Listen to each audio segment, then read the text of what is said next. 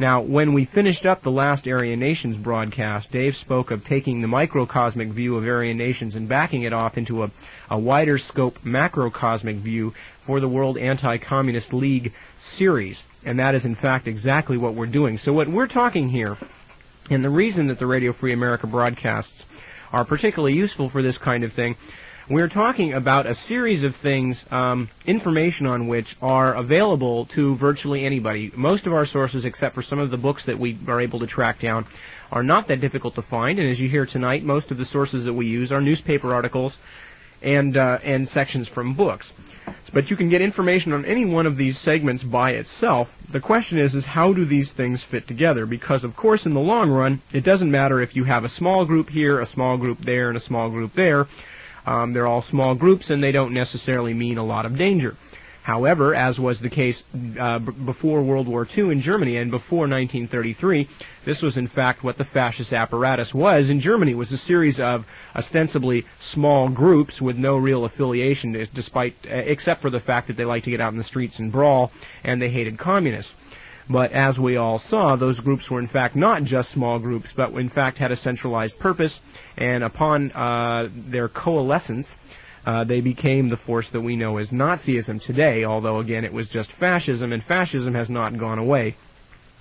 And this is in fact what we're going to try and do with the World Anti-Communist League tonight. We're going to talk about a number of groups that, let's face it, when you just read about them in the news, and you hear about the extreme revanchist Bulgarian Freedom Brigade, you tend to look at them and say, ha, that's pretty funny. This bunch of fanatic anti-communists who really think that single-handedly they're going to go out and roll up the Soviet bloc of nations.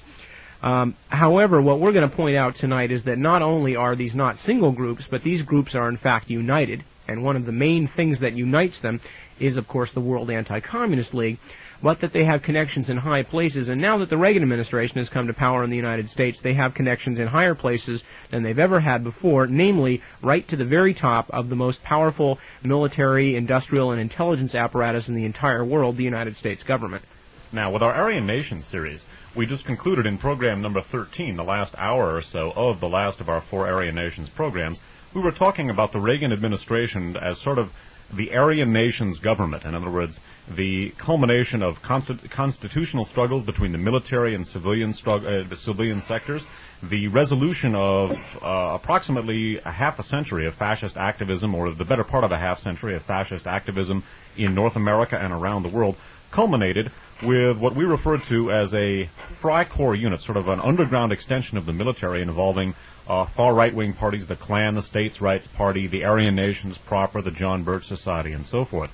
We looked at how all of those groups were incorporated into what we refer to as the Cuban Freikorps, a paramilitary milieu, basically an underground extension of the American military, put together in the United States, basically a CIA covert operation on U.S. territory designed to overthrow Castro. We looked at the incorporations of the far right-wing fascist political parties that we grouped under the title Aryan Nations, and which intersect with Aryan Nations proper, in the Cuban Freikorps, and we looked at how they, through the assassination of President Kennedy, overthrew the legitimate constitutional authority.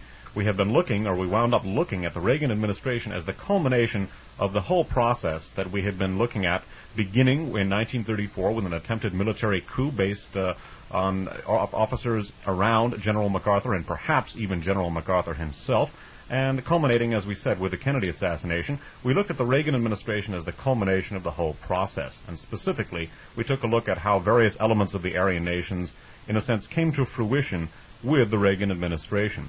We also took a look at how the administration itself represents, in a sense, the culmination of the whole Freikorps ethic and methodology. The Freikorps, recall, was an underground military group put together. Well, it actually, in a sense, would be inaccurate to describe it as underground. At first, it was put together explicitly by the German government in cooperation with the military in order to put down the communist uprising that had occurred in Germany.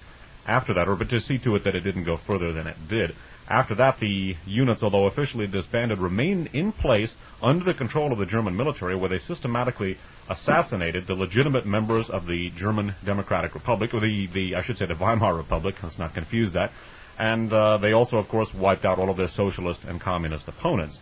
Now, the Freikorps methodology, the use of civilian irregulars and the forming of them into a paramilitary extension of our national security establishment. Of course, we looked at it again, as I said, with regard to Operation 40 in the Bay of Pigs and the Cuban Freikorps that we spoke about. We've also, to wound up in our last broadcast, looking at the Contras, the low-intensity warfare, as it's known, that is being waged against the government of Nicaragua and the Sandinistas. Now, the Reagan administration and many of the elements that we looked at in connection with the Aryan nations, some of the Ku Klux Klan people around Camper, around David Duke, the people involved in the Grenada and Dominica operation, various people from 544 Camp Street, Dr. Oxner's son and so forth, David Duke again. We took a look at a lot of these far right-wing groups functioning as part of, I guess you could call it the Nicaraguan Freikorps, if you will, meaning the Contras and those American national security personnel who are involved with their funding and logistical support as well as training. Okay, perhaps for our, I guess maybe for the purposes of tonight's broadcast, it might make sense to refer to a Nicaraguan Freikorps, meaning specifically the Contras and their American backers and supporters and the people training them and putting them into the field. Because what we're going to be looking at, well, what we're going to begin with, again, this evening, is picking up not only where we left off last week, but with some of the information with which we concluded the broadcast last week. Now, specifically, we're going to take a look at the Reagan administration, its involvement with the World Anti-Communist League, and the WACL itself as the vehicle for the putting of the Nicaraguan Freikorps into the field. The Freikorps methodology and ethic, I guess you could say, has, in a sense, reached its fruition with the World Anti-Communist League, which in a sense could be regarded, at least in its military sense, as a global Freikorps. And we're going to be taking a look at how the Reagan administration and the various elements that we looked at in Aryan nations are going to combine in this Freikorps. And as I say, we're going to begin with an article with which we wound up last week's broadcast.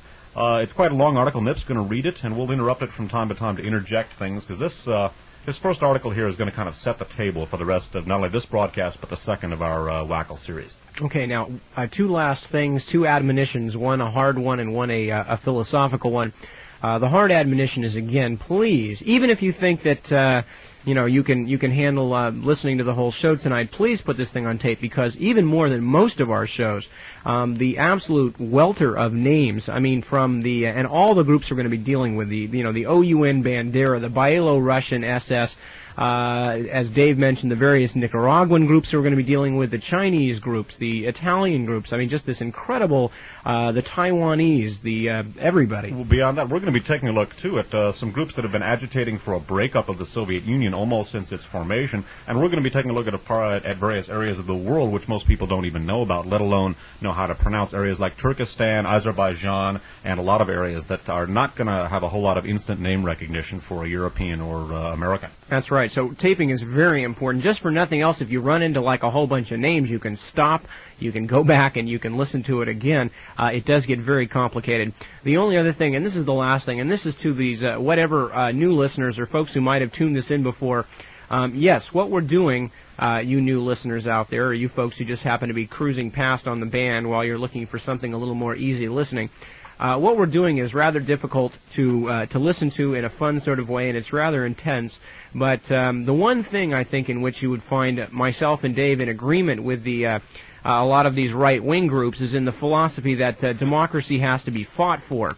Well, part of fighting for democracy is taking the trouble to find out what's really going on. That's the only way you can keep a democracy, anything resembling a democracy. There was a very good broadcast on today on National Public Radio about Argentina, a country that will come up a couple of times during the course of these two broadcasts. And the Argentinians now are going through an extended post-mortem on their own days of rampant fascism, their own final solution going on in their cities, people being dragged away. And it's just amazing to hear the same good German stories that we heard in Germany after World War II. All the Argentinians, these perfectly nice people saying, gee, we just didn't know it was happening. We feel so bad that they were dragging away people by the thousands and killing them and throwing them out of airplanes into the ocean. Well, folks, as some of the commentators on NPR today pointed out, it was pretty damn hard to miss. And you really had to work to be that ignorant. We like to think better of our audience, and we like to think that instead of working to be ignorant, they're going to work to be informed. And yes, these broadcasts are pretty intense, and they're pretty full of information, but sometimes democracy maybe, just maybe, is worth the work.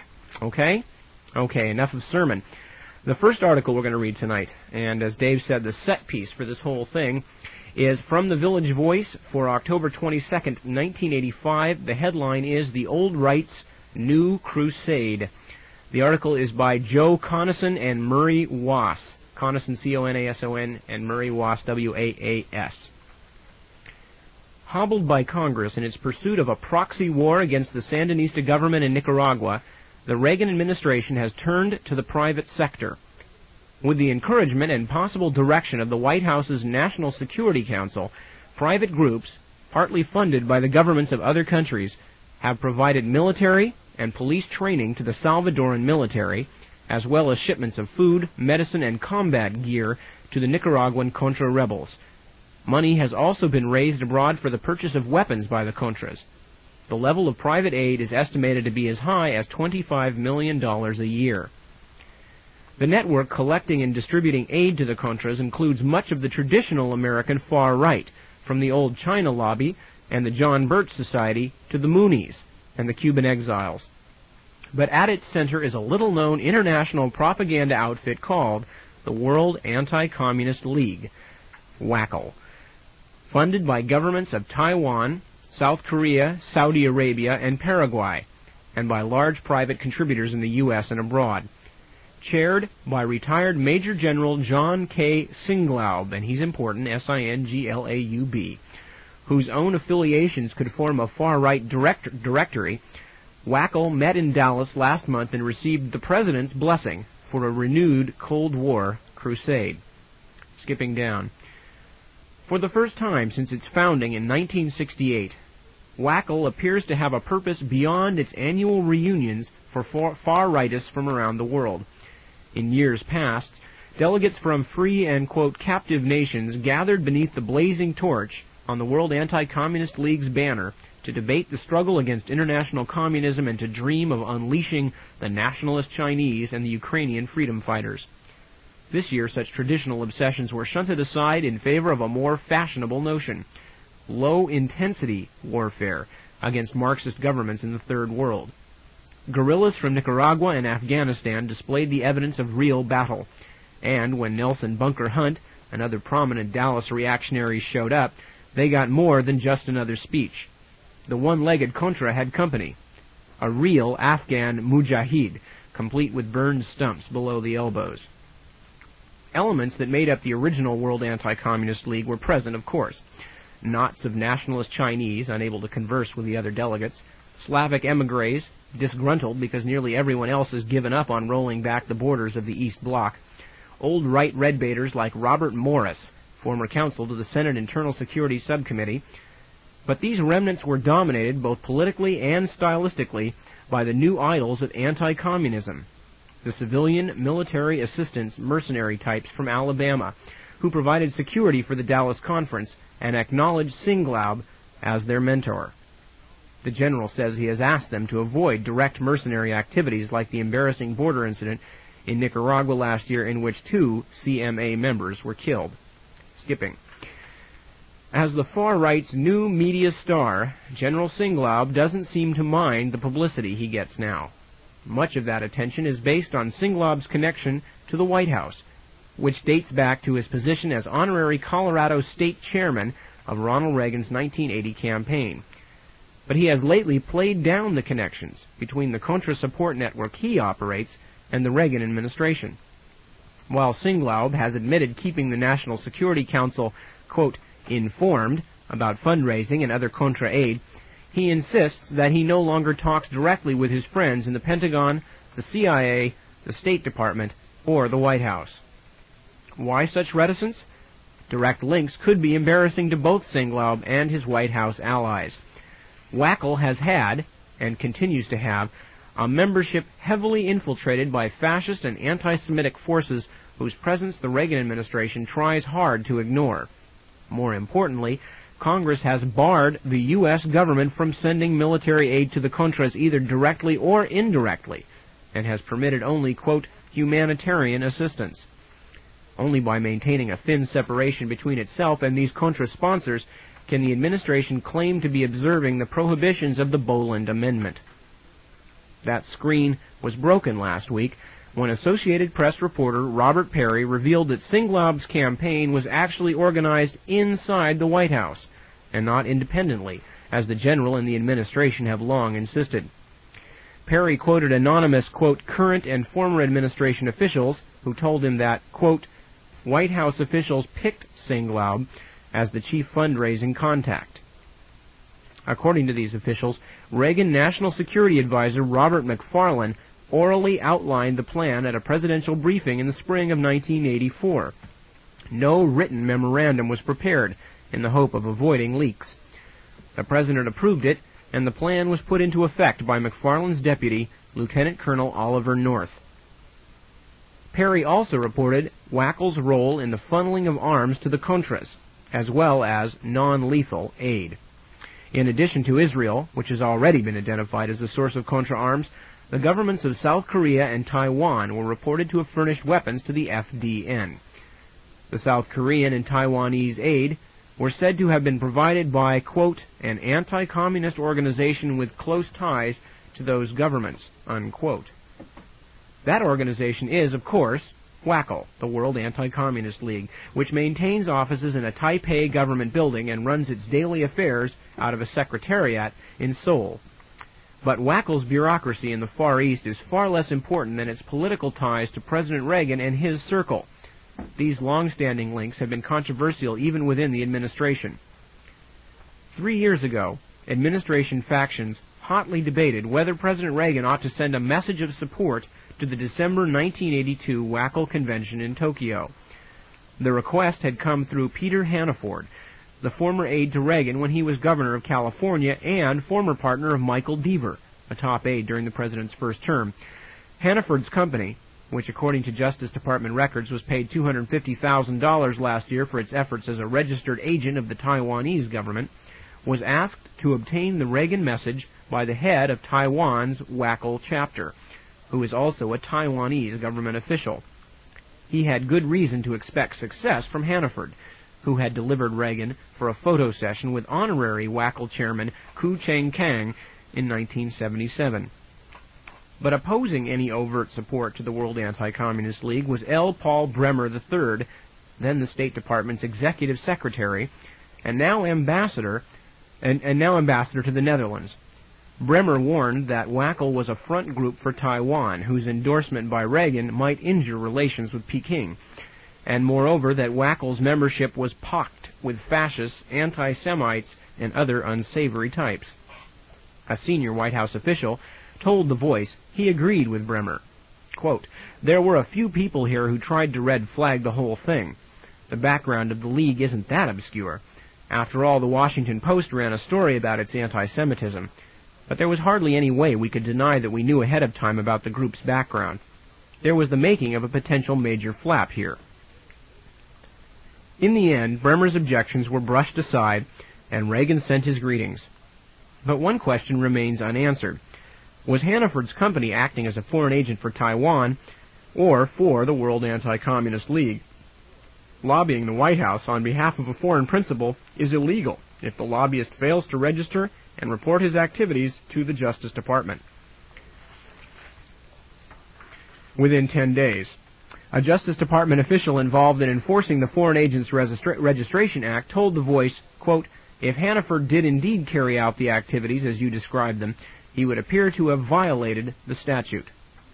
A spokesman for the Hannaford company denied that he had ever represented the World Anti-Communist League. This year, according to Singlaub, the president was prepared to go further than merely sending a message to the WACL conference. The general told The Voice that John Lenkowski, another contact on the National Security Council staff, had arranged earlier this year for Reagan to address the convention in person at the NSC's recommendation.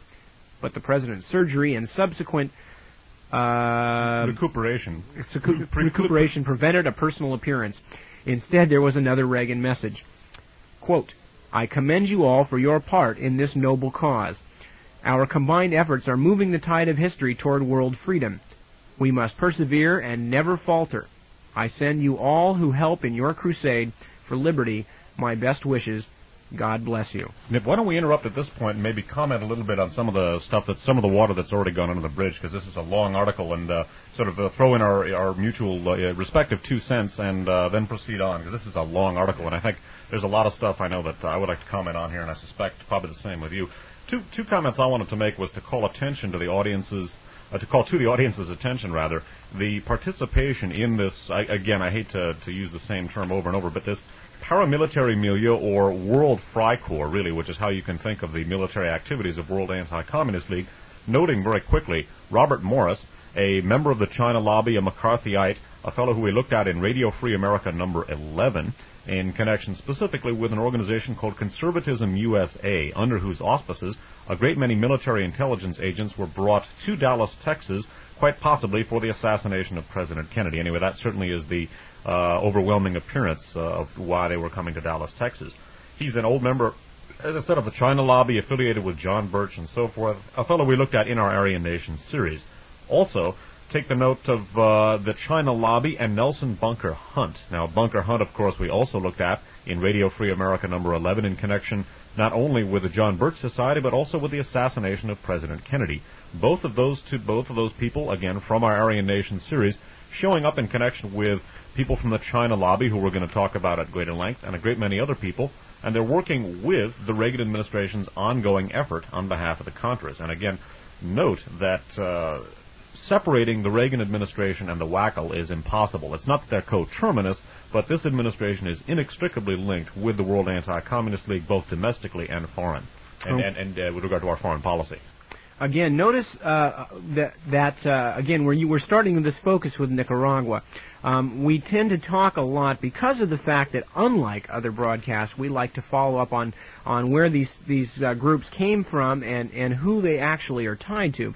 We tend to talk about things that have happened in the past, and some people, perhaps, who do not have a very good knowledge of history, find it difficult to understand how the past connects to the present and inextricably to the future.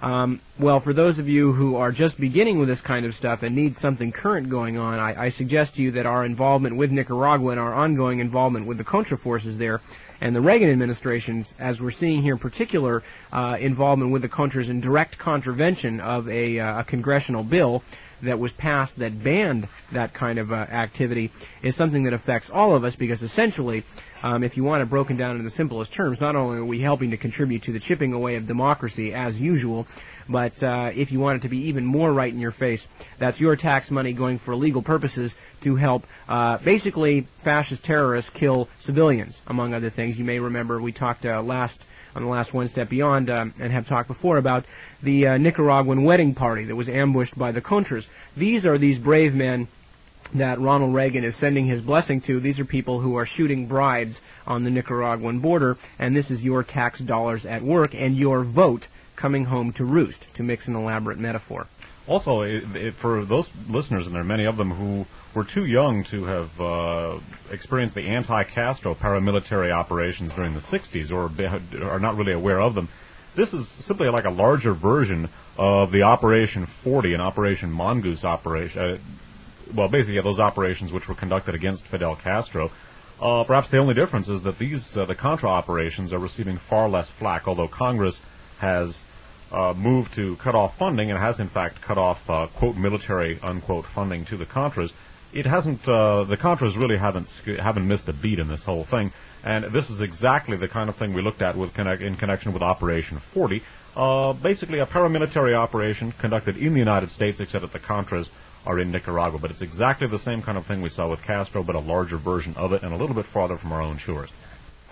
Okay, continuing now to talk a little bit about the beginnings of the World Anti-Communist League. Bear in mind, of course, that as we're trying to show with these Radio Free America broadcasts, when they say something like the first sentence here, the World Anti-Communist League was founded in 1967, we're talking about yet another permutation of a series of almost identical groups with identical goals and, as we will see during our broadcast tonight, near identical memberships. So this is merely the changing of a name or the founding of a new umbrella group that is usually being talked about. One could think about it as the culmination of a process which had been going on for some time, because the actual founding, not only we're going to look at all of these elements how they developed over a period of the better part of a half a century, but specifically the organizations which were to combine with the World Anti-Communist League were working together in a steering committee aiming at the formation of just such an organization for the better part of a decade, and we're going to take a look at some of the steps in that formation in just a minute. Okay, continuing with the Village Voice article by Connaughton and Wass. The World Anti-Communist League was founded in 1967 at a conference in Taipei as an expansion of the Asian People's Anti-Communist League, organized more than a decade earlier in response to the Chinese Revolution and the Korean War. The founders of the Asian League included the followers of Reverend Sun Myung Moon, whose aide, Asami Kaboki, still controls the Japanese chapter, and whose front group, Causa, is also heavily involved in contra-aid efforts. Let me emphasize that again, because Causa crops up a lot very close to home. They're very heavily involved in El Salvador, in Nicaragua, and other places in Latin America. C-A-U-S-A, Causa, is a front group for the Unification Church and Sun Myung Moon and the World Anti-Communist League. Ruichi Sasakawa, the Japanese billionaire jailed as a war criminal after World War II, who once called himself the world's wealthiest fascist, was also involved. It's a name we're coming back to a little later in the broadcast. Joining the Moon and Sasakawa groups in WACL were a collection of East European emigre organizations, many with past histories of Nazi collaboration, and a variety of Latin American rightist outfits, including the Cuban terrorist Alpha 66 and the predecessors of today's death squads. Their U.S. supporters were the remnants of the old far-right China lobby, including Anna Chennault. More than a few of these WACL members enjoyed the patronage of the CIA, but the organization as a whole failed to gain much notoriety until the late 1970s. In 1974, a few WACL members in England and the United States began to worry about the growing presence of outright anti-Semitism and fascism among their international ranks. They had been stunned by the deluge of anti-Semitic literature at the 1972 convention in Mexico City. A lengthy memo marked confidential was subsequently circulated to board members of the American World Anti-Communist League chapter by Dr. Stefan Possoni, a well-known figure on the American right who is a political scientist at the Hoover Institute. Also a name we're going to come back to later. Possoni's memo outlined the bizarre political theology of the Mexican chapter, which headed WACL's Latin American wing, known as Confederación Anticomunista Latinoamericana, or CAL. By the way, we've been talking about CAL and their affiliations in some other groups. We've been talking about TECOS, T-E-C-O-S, and the Autonomous University in Guadalajara that they virtually control. This is the same group that they've been talking about. The memo quoted several anti-Semitic tracts distributed by the Mexicans, including a book originating in Madrid, which was written by an ideologue of the Romanian Iron Guard. Just stepping in, the Romanian Iron Guard was the fascist collaborative government in Romania during World War II. The burden of their argument was the existence of a, quote, vast Masonic Jewish conspiracy against the church, which was really behind communism. Warning about the damage their alliance with, quote, neo-Nazis and anti-Semites might cause if exposed, the memo urged that American WACL members and the honorary chairman, Dr. Ku Cheng Kang, quote, formulate a policy on the subject, unquote. The memo did not recommend the expulsion of the anti-Semites. In March 1974, Geoffrey Stuart Smith, a former British Conservative member of Parliament who had already quit WACL the previous year, issued a memorandum denouncing, quote, the pro-Nazi sympathies and anti-Semitism of some of the WACL members. His revelations shook the World Anti-Communist League, especially its American members, because he recited the contacts between CAL, that was the Mexican organization, and a variety of Nazi organizations around the world, especially in Germany and Northern Europe. More important, Stuart Smith noted, was the failure of any other WACL members to censure or expel the offending members, and he added a list of occasions when he had tried to warn Ku Cheng Kang and had been ignored. From Stuart Smith's account, it was clear that WACL in the mid-1970s was becoming a sort of anti-Semitic or fascist international. But the next World Anti-Communist League conference was held on schedule in Washington in 1974, hosted by some of the current American board members, including Lev Dobryansky and Phyllis Schlafly's husband, Fred. Remember Lev Dobryansky, especially Phyllis Schlafly's husband Fred, I'm sure you won't forget. Lev Dobryansky we're going to be getting back to. Though General Singlaub himself did not yet belong to the WACL. They're talking about as of the time of this meeting in Washington in 74. The following year, under increasing internal pressure, the U.S. chapter pulled out. Skipping down a little bit. The U.S. continued to be represented in WACL, however, by Dr. Roger Pearson, a British, quote, scientific racist and anti-Semitic publicist based in Washington.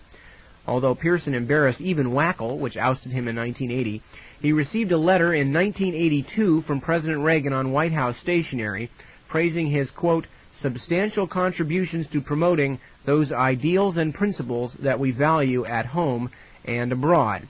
Let me just read that one more time because it's such a great paragraph. Although Pearson, this is the scientific racist, although Pearson embarrassed even the World Anti-Communist League, which ousted him in 1980, he received a letter in 1982, 2 years after after WACL even had kicked him out, received a letter in 1982 from President Reagan on White House stationery praising his, quote, substantial contributions to promoting those ideals and principles that we value at home and abroad, unquote. That letter, which Pearson used in subsequent fundraising, has never been repudiated by the administration. Pearson's role in WACL was covered extensively by the Washington Post when WACL convened in the nation's capital in 1978. The Post account, by Paul Valentine, identified dozens of neo-Nazi, fascist, and racist leaders there, including former American Nazi William Pierce, by the way, author of The Turner Diaries, a book we talked about at great length during the Aryan Nations broadcast. Also head of the National Alliance, which is a Nazi group which grew out of George Lincoln Rockwell's group and which the Reagan administration has been agitating for a tax break for. Italian fascist, this is also other people besides William Pierce that were at the 78 Washington Convention. Italian fascist Giorgio Almirante, South African racial theorist Ivor Benson, and Willis Carto of the Liberty Lobby. Paraguay hosted many of the same characters at the 1979 meeting in Asunción. But again, some of WACL's constituent groups were growing restive. Pearson had created a parallel subgroup of European fascists known as Euro-WACL, which had demanded the expulsion of the more, quote, moderate European chapters. In retaliation, his rivals from several Scandinavian chapters published a 28-page expose of the Nazi affiliations of the Euro-WACL members and their introduction to WACL by Pearson. By 1980, Pearson and his European allies in the attempted putsch had been ejected. Singlaub was recruited to WACL that same year when he spoke to a meeting it sponsored in Australia. A year later, with the Reagan administration in power, the former U.S. members of WACL met in Phoenix and decided to rejoin with Singlaub as their leader. Despite the purge of Pearson, WACL was not particularly clean in 1981, when Singlaub headed the U.S. delegation to the 14th WACL conference in Taipei. The Mexican anti-Semites and Latin American fascist groups led by Raimundo Guerrero, already well known to Pisoni and the other U.S. members, were still present, as were former Nazi intelligence officer Dr. Theodor Oberlander, West German far-rightist Alfred Gielen, and the Cuban terrorists. Remember Dr. Theodor Oberlander, one of the most important names we're going to be talking about this evening, also Alfred Gielen. Not Galen, but Gielen. We're coming back to him later, too. No action was taken against any of these groups until columnist Jack Anderson publicly exposed the anti-Semitism of the Mexican group and the role of WACL. Through its Latin wing, CAL, in death squad activities throughout Central and South America. In the wake of Anderson's revelations, CAL was expelled in January 1984, but the core of the old Latin fascist apparatus remains. Skipping on down. The expulsion of the Mexican chapter and the reorganization of CAL into a new Latin wing called Federación de Entidades Democráticas de la América Latina, otherwise known as FEDAL, F-E-D-A-L, has done little to rid WACL of fascist influences or death squad ties. FEDAL is headed by Dr. Carlos Barbieri Filho of Brazil, a former CAL leader who is identified by Dutch journalist Henrik Kruger as a Brazilian link to the Argentine AAA death squad, which fomented terror under the military regime. Former WACL member Jeffrey Stewart Smith says that the difference between CAL, and FEDAL is, quote, merely a name change.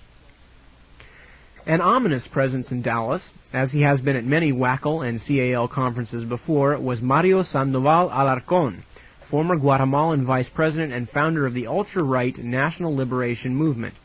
Sandoval is widely regarded as the man who perfected the use of death squads as part of an organized political program.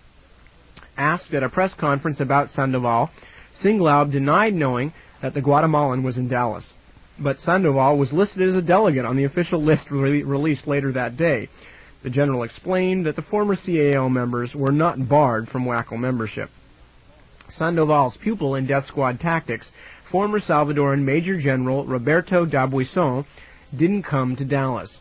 The man who told German reporters that he admired Hitler because, quote, "You Europeans had the right idea, you saw the Jews were behind communism and you started to kill them," unquote, was embroiled in a power struggle within his far-right Arena party at home. But after being ousted from his party, D'Abuisson announced a few days later that he intended to found a political institute in San Salvador affiliated with WACL. Singlaub claimed to know nothing of this, although he acknowledged a long-term relationship with D'Abuisson, who Singlaub said, quote, "has his strengths and weaknesses," unquote. FEDAL's president is Juan Manuel Frutos of Paraguay, an official of the Stroessner government who may succeed to the presidency when the general dies or retires.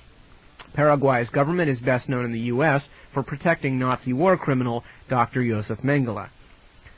The East European émigré representation in WACL is as disreputable as ever. The Anti-Bolshevik Bloc of Nations, ABN, is headed by Yaroslav Stetsko, a member of WACL's executive board who briefly headed a Nazi-supported regime in the Ukraine during World War II. And we're going to be talking about Yaroslav Stetsko and the ABN at some length. The ABN's latest campaign, in concert with other émigré groups, has been to abolish the Justice Department's Office of Special Investigations. That's the U.S. Justice Department's Office of Special Investigations, which prosecutes war criminals residing in the U.S. This effort has been replete with anti-Semitic overtones. During WACL's overtly neo-Nazi period, the ABN magazine joined campaign to free the fascist Ordine Nuovo terrorists in Italy, asserting that the bombers of the Bologna train station were, quote, political prisoners. The ABN group has particularly strong ties to the White House through WACL board member Lev Dobryansky, named ambassador to the Bahamas by Reagan, and his daughter Paula, a member of the National Security Council staff. Joining the ABN were representatives of other pro-Nazi émigré groups from Romania, Byelorussia, and Croatia, which is now part of Yugoslavia. Cirila Ciuntu of Canada, a WACL delegate, remains a proud member of the Romanian Iron Guard, notorious for its savage pogroms against Jews in the early 1940s. Ivan Kosiak, a member of the wartime pro-Nazi Byelorussian Central Council, according to former OSI prosecutor John Loftus, was also a delegate. The Canadian delegation, partners with Singlaub's U.S. Council for World Freedom in the North American wing of WACL, was also suspect. Delegate Patrick Walsh, for example, leads the Canadian League of Rights, part of an anti-Semitic federation with chapters in several British Commonwealth countries. Its leader, Eric Butler of Australia, is best known for his book, The International Jew. Walsh is also listed as a correspondent for Spotlight, the Liberty Lobby's anti-Jewish far-right weekly, although he claimed in a Village Voice interview never to have written for it. Okay, now basically, we've looked at an awful lot of names, and obviously it's going to be impossible to even touch on those looking back. What we're really doing is laying out some of the material that we're going to be developing at greater length during the course of the broadcast this evening.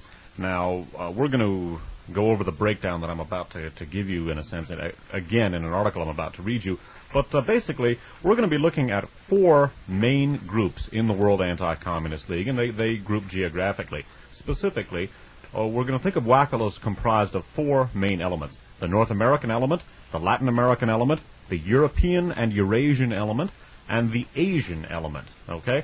Now, as indicated to a considerable extent by some of the names that we've already looked at in connection with this article coming from the United States, people like Bunker Hunt, people like William Pierce, people like Robert Morris, one could think of, and in fact it would be accurate to think of the American branch as sort of the Aryan nations, the grouping of far right-wing and explicitly fascist groups that we looked at during the course of our Aryan Nations series, all 4 shows, could be thought of as comprising the bulk of the American wing of WACL, one of the 4 groups. We're going to take a look at something called the American Security Council at greater length here in just a couple of minutes.